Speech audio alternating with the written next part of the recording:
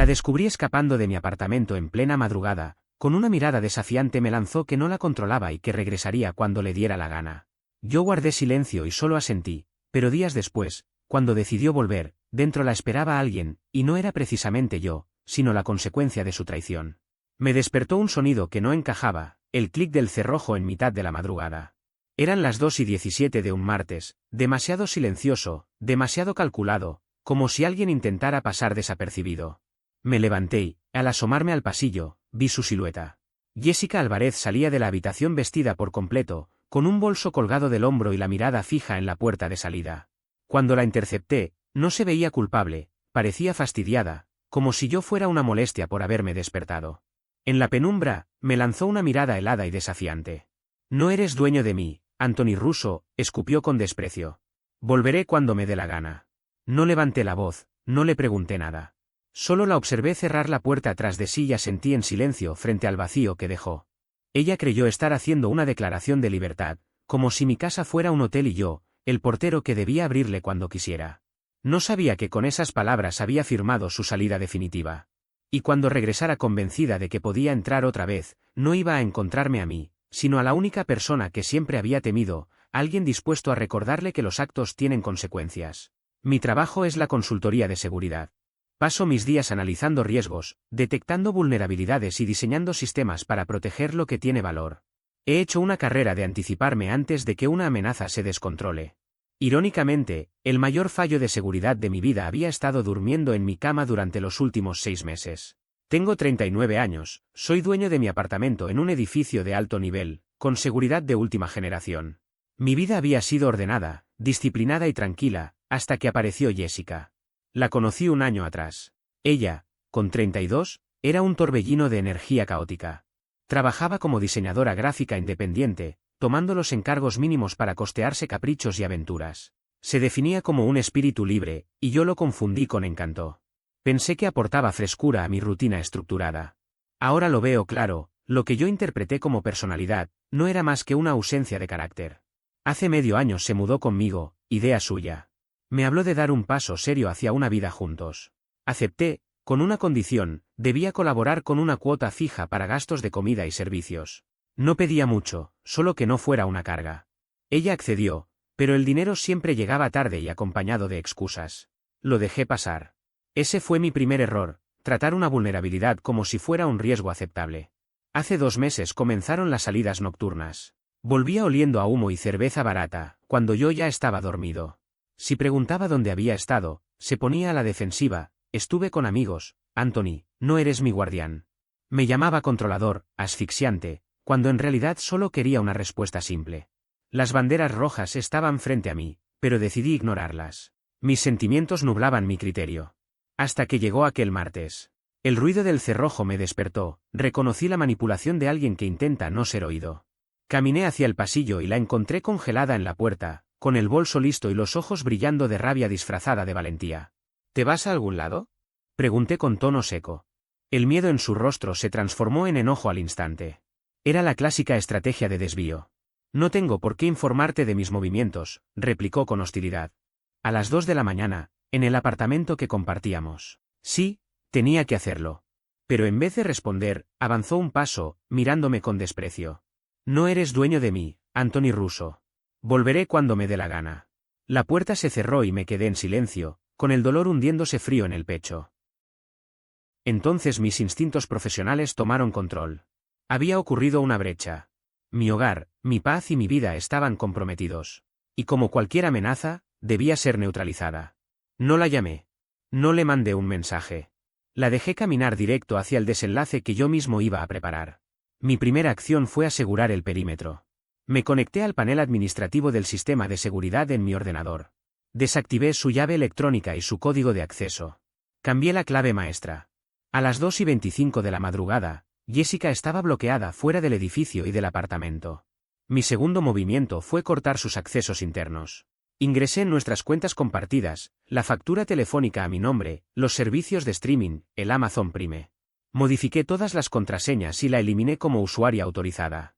Su vida cómoda y subvencionada estaba siendo desmantelada paso a paso. Y mi tercera jugada, la definitiva, era la más importante, aquella que jamás vería venir. Me detuve a pensar en quién era realmente Jessica Álvarez, en qué valoraba de su existencia. Siempre hablaba de libertad, aunque en realidad no era más que una huida constante de la responsabilidad. Y si había una persona que simbolizaba lo contrario a eso, alguien cuya opinión ella temía y cuya presencia la incomodaba, era su padre, el general Robert Steinberg, retirado después de 30 años de carrera militar. Un hombre que había construido su vida bajo los principios de la disciplina, la responsabilidad y el orden. Jessica había pasado toda su adultez escapando de esas exigencias. Incluso se había mudado al otro lado del país con el único fin de alejarse de él. Sin embargo, esa supuesta independencia era una ilusión, pues todavía permitía que su padre le pagara el seguro del auto y la factura del teléfono, detalles que siempre ocultaba cuando se presentaba como un libre. Yo tenía el número del general desde una breve reunión formal que habíamos compartido en Navidad. Así que tomé el teléfono y lo marqué, aun sabiendo que era casi medianoche en su zona horaria. No me sorprendió que contestara en el segundo timbrazo, con una voz firme y alerta. Steinberg, general. General, respondí con calma y respeto, soy Anthony Russo.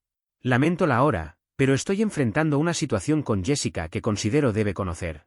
Le expuse todo con precisión, sin emociones, solo hechos. Le conté cómo había estado saliendo de madrugada, lo que me había dicho al marcharse y que nuestra relación estaba rota. Le aseguré que ya no tenía acceso a mi apartamento y que, desde ese momento, su hija estaba prácticamente sin hogar. El silencio al otro lado de la línea se prolongó varios segundos. Podía escuchar su respiración, como si estuviera procesando cada palabra. Finalmente, habló con un tono cargado de decepción acumulada durante años. No me sorprende. Tiene un historial de este tipo de comportamientos. Siempre huye cuando las cosas se ponen difíciles. Lo entiendo, señor, contesté. Pero mi casa ya no puede seguir siendo un refugio temporal para ella. Necesita regresar con usted. ¿Qué propone? Preguntó con dureza. Una solución simple, le dije, yo empacaré todas sus cosas, y usted viene a buscarla para llevarla de regreso. Usted es la única persona de la que no puede escapar. Hubo otra pausa larga antes de que respondiera. ¿Cuándo? Ella dijo que regresaría cuando quisiera, así que calculo 2 o 3 días después de que se le acabe la diversión. ¿Puede estar aquí para el viernes? Mañana mismo tomo el primer vuelo, aseguró. Y colgó. La trampa estaba tendida. Jessica seguía viviendo su fantasía de espíritu libre sin sospechar que aquello que más temía, su padre, ya viajaba para recogerla. No solo perdería el techo que tenía, también perdería la ilusión de independencia que se había construido. Actualización. El respaldo que recibí de esta comunidad fue una pieza clave en medio de todo el caos. Confirmaba lo que ya sabía, se había cruzado un límite sin retorno. Los últimos 3 días fueron una ejecución metódica de mi plan. El general llegó puntualmente el miércoles por la mañana. Imponente incluso con ropa civil. Con esa aura de autoridad que parecía imposible de despojar.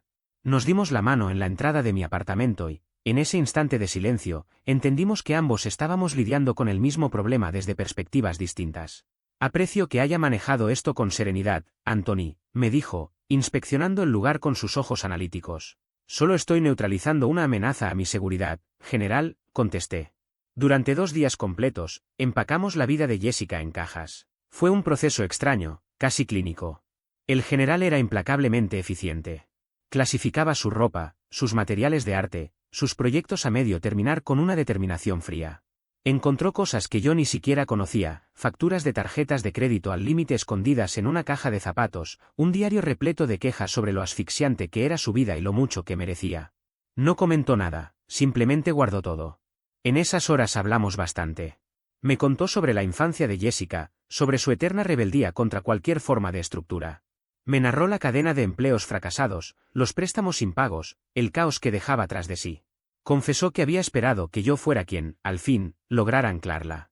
Creo que, dijo mientras sellaba con cinta una caja de zapatos, confundió tu estabilidad con una red de seguridad de la que podía saltar, en vez de verla como un cimiento sobre el que construir. Tenía razón. El viernes por la tarde, casi exactamente 72 horas después de haberse marchado, Jessica regresó. Mi sistema de seguridad me notificó que el portero del edificio me llamaba, ella estaba en el vestíbulo exigiendo entrar. Le indiqué que no le permitiera el acceso, pues ya no era residente. Pocos minutos después, mi teléfono comenzó a sonar. Era ella. No contesté. Siguieron los mensajes, primero furiosos, luego desconcertados, finalmente suplicantes. Anthony, ¿qué está pasando? El portero no me deja subir. Mi llave no funciona. ¿De verdad me bloqueaste? Esto no tiene gracia. Anthony, Por favor, mi teléfono está a punto de apagarse, no tengo a dónde ir. Déjame entrar y hablamos. Yo no respondí. Permanecí sentado en la sala junto al general, observando cómo los mensajes se acumulaban. Él miró su propio celular y luego me dijo: «Ahora me está llamando a mí». Respondió y puso el altavoz. La voz de Jessica sonaba desesperada, al borde del llanto. Papá. Algo anda mal con Anthony. Me dejó afuera del apartamento, no me contesta. ¿Puedes llamarlo tú? El general me observó con esa mirada firme que parecía atravesar a cualquiera, y dijo con una voz grave, inflexible, casi como una sentencia: «Sé perfectamente que él no es Jessica. Estoy dentro de su apartamento en este mismo instante». Del otro lado de la llamada reinó un silencio helado, absoluto. Podía imaginarme con claridad la expresión de Jessica al escuchar esas palabras, el sobresalto en su rostro, la confusión mezclada con el temor que empezaba a apoderarse de ella al darse cuenta de lo que estaba ocurriendo. «¿Qué?», alcanzó a susurrar, como si no quisiera aceptar la realidad. «He venido a llevarte a casa», continuó el general Robert Steinberg, sin titubear. «Anthony y yo hemos tenido una larga conversación. Tu pequeño experimento de libertad terminó. Ahora mismo vas a subir. El portero ya tiene instrucciones de dejarte pasar».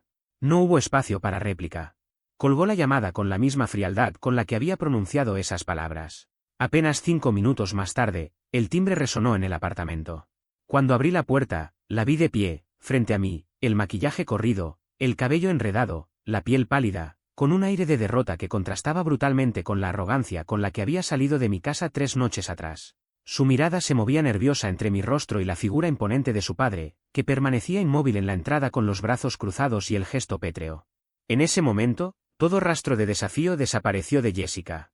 La mujer que me había gritado, que me había lanzado frases hirientes al marcharse, quedó reducida a la sombra de sí misma, una hija desorientada, atrapada en una realidad que ya no podía manipular. «¿Qué hace él aquí?», preguntó en un murmullo tembloroso, como si temiera escuchar la respuesta. «Está aquí porque ya no eres mi responsabilidad», respondí sin levantar la voz, con una calma que parecía incomodarla aún más. «Dijiste que volverías cuando lo decidieras, que yo no podía imponerte nada. Con esas palabras renunciaste a tu lugar en este hogar. Tu padre, de manera generosa, se ha ofrecido a hacerse cargo de ti». Jessica explotó en un grito, dejando escapar una mezcla de ira y desesperación. Llamaste a mi papá. No tenías derecho a meterlo en esto. El general intervino con un tono tan firme que hizo retumbar la sala. «Claro que tenía derecho, Jessica. Este apartamento es suyo, y tú lo trataste con un desprecio absoluto. Has vivido en un mundo de ilusiones, creyendo que la vida era un juego sin consecuencias, y ese juego terminó hoy. Tus pertenencias están empacadas. Mañana, a las 8, volamos de regreso». Ella intentó resistirse. Primero lloró, luego trató de justificar sus actos, después buscó manipularme con las mismas frases de siempre. Finalmente, entre sollozos, me rogó con voz entrecortada: «Anthony, por favor, cometí un error, fui una tonta. No me hagas esto». «Ya está hecho, Jessica», contesté con firmeza, señalando las cajas perfectamente alineadas a un costado del pasillo. «Tu nueva vida empieza ahora». No hubo nada más que decir. Esa noche se encerró en la habitación de invitados. No salió ni a beber agua. El general durmió en el sofá, vigilante. La tensión llenaba cada rincón del apartamento como una nube espesa, imposible de ignorar. Ella no probó bocado, no intentó hablar. Se quedó en silencio, enfrentándose a las consecuencias que ella misma había sembrado. Esa supuesta espíritu libre estaba finalmente en tierra firme, enfrentando la realidad que tanto había evadido. Actualización. Han pasado 2 semanas desde aquel día en que llevé personalmente a Jessica y a su padre al aeropuerto. Desde entonces, el silencio en mi apartamento ya no es el mismo. Dejó de ser una carga densa para convertirse en algo reparador, limpio. El sonido de la tranquilidad recuperada. Quiero agradecer a quienes han seguido mi historia y compartido sus opiniones. Nunca imaginé cuántas personas han vivido situaciones similares. La breve llamada que recibí del general para informarme fue suficiente para confirmar lo que ya sospechaba: el vuelo fue un tormento. Jessica se mostró hostil, reacia a decir una sola palabra, sumida en un mutismo lleno de rabia y frustración. Pero lo verdaderamente duro para ella comenzó al llegar a la casa de sus padres. Su padre, un hombre de disciplina férrea, no tardó en poner las cartas sobre la mesa. Su carrera de trabajos freelance, que apenas le daba para algunos encargos al mes, fue descartada de inmediato como una excusa para no asumir responsabilidades. Le dio 30 días exactos para conseguir un empleo real, de tiempo completo. Se acabaron las noches interminables de salidas, de llegar de madrugada como si nada. Ahora tenía toque de queda, tareas domésticas que cumplir, aportes al hogar que realizar. Por primera vez en toda su vida adulta, estaba siendo tratada como alguien con obligaciones, y lo cierto es que no estaba sabiendo manejarlo. En un intento desesperado de victimizarse, buscó apoyo entre sus amistades. Quiso presentarme como el ex controlador y obsesivo que la había echado de casa y obligado a regresar con sus padres. Sin embargo, ese intento fracasó estrepitosamente. Rachel Cohen, a quien siempre había considerado la más sensata de su grupo, decidió llamarme. Anthony, quiero ser sincera contigo, me dijo, con un tono que mezclaba vergüenza y honestidad. Todas sabíamos que estaba viendo a otro hombre. Le advertimos que estaba jugando con fuego, que estaba repitiendo un patrón que ya conocíamos, usar la estabilidad que alguien le ofrecía y, cuando se aburría, buscar emoción en otra parte. Lo que hiciste probablemente fue lo mejor que podía pasarle. Esa llamada fue un alivio como pocos. Confirmaba que lo nuestro no había terminado por un error aislado, sino porque ella era así. Porque siempre había sido así. El supuesto romance secreto no tardó en desmoronarse. El hombre por el que arriesgó todo resultó ser un simple camarero de un bar de mala muerte que frecuentaba con sus amigas. No era amor, era adrenalina. No le interesaba en lo más mínimo una relación estable ni mucho menos asumir una pareja con deudas, sin empleo y con reglas impuestas por sus padres. En menos de una semana dejó de contestarle los mensajes, borrándose de su vida como si jamás hubiera existido. Yo, en contraste, he recuperado mi rutina. He limpiado cada rincón del apartamento, eliminando hasta el último rastro de su presencia. He vuelto a enfocarme en mi trabajo, en mis proyectos, y en la calma que ella intentó arrebatarme. Y cada vez que pienso en todo lo ocurrido, me queda claro, lo que parecía un final devastador se convirtió en el principio de una vida mucho más estable, más libre y más mía. Vendí aquel sofá ridículamente incómodo que Jessica Álvarez había insistido en comprar y lo sustituí por uno clásico de cuero, elegante y mucho más cómodo. Desde entonces, me he enfocado de lleno en mi trabajo. De hecho, logré cerrar un contrato con un cliente importante que absorberá toda mi atención durante los próximos meses. Esa concentración ha sido bienvenida, es clara, lógica y los resultados son predecibles. Sin embargo, todavía me quedaba un último asunto pendiente relacionado con Jessica. Ella había dejado atrás algunas pertenencias valiosas, entre ellas un ordenador portátil y un equipo de cámaras profesionales que yo mismo le había comprado para impulsar su negocio de diseño.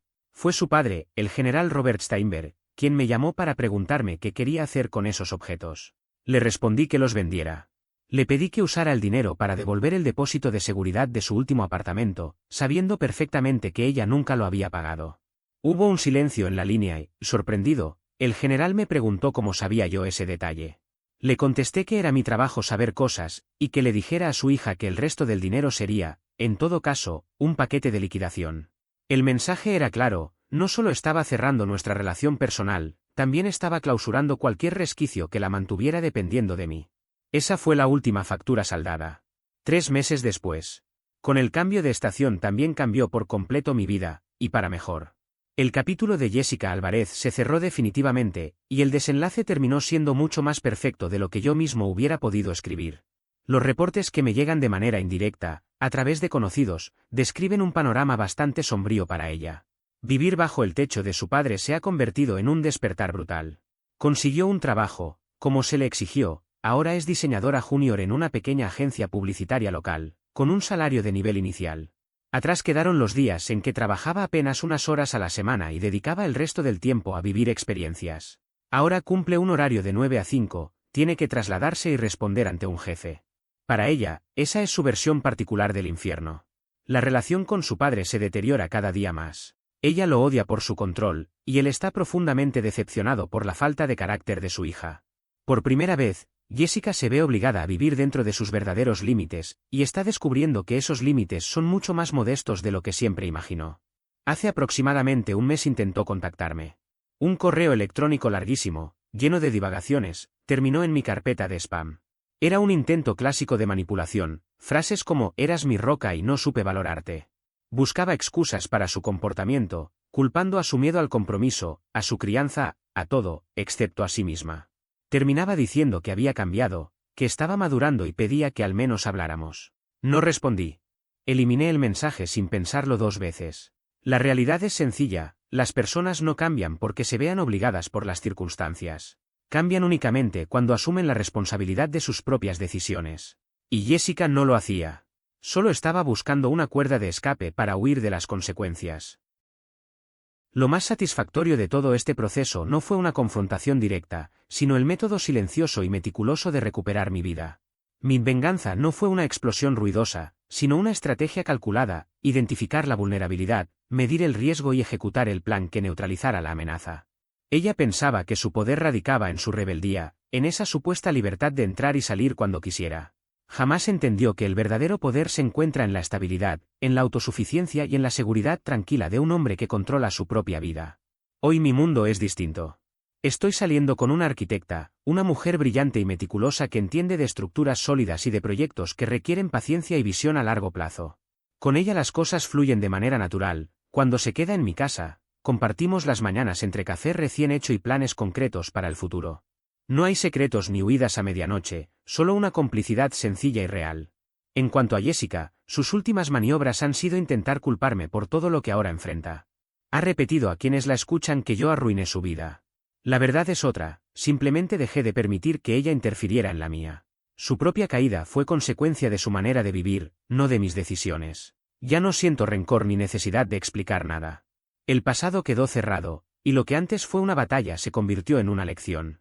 Mientras ella sigue buscando a quien responsabilizar de su desgracia, yo he aprendido a invertir mi energía en construir, no en reparar lo que otros rompen.